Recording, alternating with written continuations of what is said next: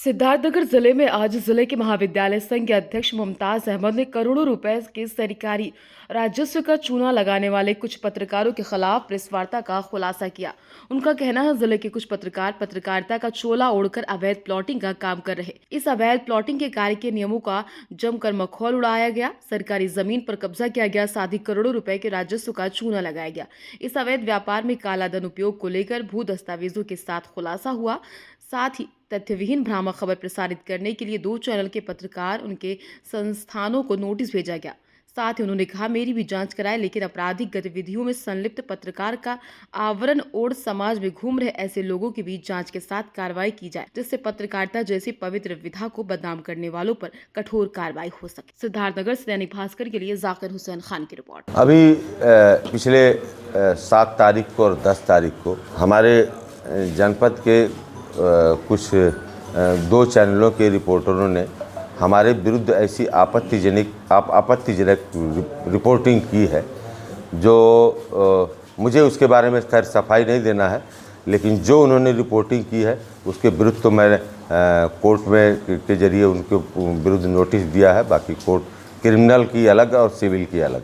लेकिन मुझे इस बारे में ये कहना है कि आज पत्रकार एक साफ सुथरा पेशा है, लेकिन ऐसे पत्रकार जो स्वयं जिनकी जांच में अभी भूमि की जांच में खुद इस जनपद में उनके उजागर हुए कि वो किस तरीके से अवैध प्लाटिंग करके उन्होंने सरकार को चूना लगाया, और जिसकी नोटिस सरकार अभी जिला स्तर पर जिला मजिस्ट्रेट ने उनको लगभग 29-30 लाख का उनको नोटिस दे चुकी है। बाकी जांच और चल रही है।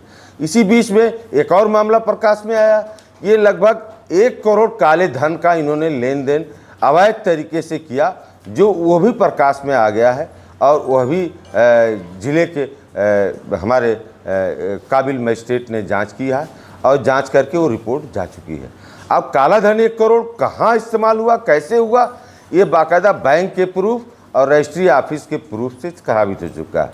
उसके बाद ऐसे लोग जो पत्रकार बन गए ऐसे चैनलों में, जिन्होंने अपने धन को छिपाने, काले धन को बचाने के लिए इन्होंने आई रोज ग्रीन सिटी के नाम से, लखनऊ के नाम से एक कंपनी बनाई, और लखनऊ में बाराबंकी में, सिद्धार्थनगर में प्लाटिंग का धंधा करके सरकार को करोड़ों की टैक्स की चोरी कर चुके हैं, जिसके लिए मैं ईडी इनकम टैक्स को फाइल को सुपुर्द कर रहा हूं कि ऐसे पत्रकार ऐसे न्यूज़ चैनलों में रह करके जो पैसे का लेन देन बैंकों से हुआ है, किसे किसे किया गया है, कैसे किया गया है, और किस आधार पर प्रेस की रिपोर्टिंग करने के लिए ये अधिकृत हैं लोग, और ये सारी चीज़ों की जांच होगी और ये तथ्य सामने आएंगे।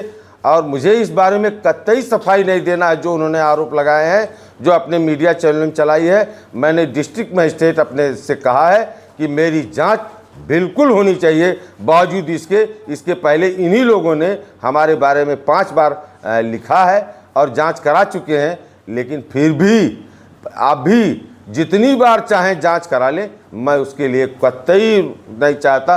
सिर्फ इतना ही मैंने कहा है कि जो भी मेरे खिलाफ आरोप लग रहे हैं उनको एफिडेविट के साथ लिया जाए, क्योंकि ये फर्जी नामों से, फर्जी दस्तखत से आज तक कंप्लेंट करते चले आ रहे हैं।